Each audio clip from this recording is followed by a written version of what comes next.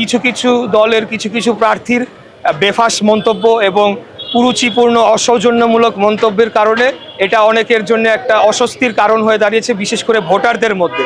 এবং অনেক ভোটাররাই আমাদেরকে কাছে বলেছেন যে এই ধরনের কুরুচিপূর্ণ মন্তব্য করলে সিনিয়র মোস্ট নেতৃবৃন্দ অথবা আমাদের সম্মানিত কোনো নেতৃবৃন্দের প্রতি কুরুচিপূর্ণ মন্তব্য করলে সেটি তো অবশ্যই তাদের যারা সব মশার বিরুদ্ধে সুরক্ষা দিতে এলো বসুন্ধরা এক্সট্রিম অ্যারোসল। মশার বিরুদ্ধে এক্সট্রিম সুরক্ষা।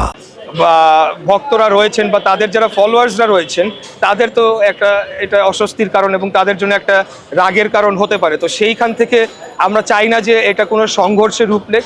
তাই আমি সকলের প্রতি আহ্বান জানাবো, বর্তমানে ঢাকায় যে পরিস্থিতি বিরাজমান রয়েছে, শান্তিপূর্ণ অবস্থায় আমরা সহাবস্থান করে যার যার প্রচারণা চালাচ্ছি, এটা ধারা যাতে অব্যাহত থাকে। কিন্তু স্পষ্ট, কিন্তু এটা সকলে বুঝতে পারছে কিনা জানি না, যে যদি পতিত স্বৈরাচার আবার ফেরত আসে তাহলে কি পরিস্থিতি দাঁড়াবে। দেশ কিন্তু আবারও একটা অন্ধকারের দিকে চলে যাবে।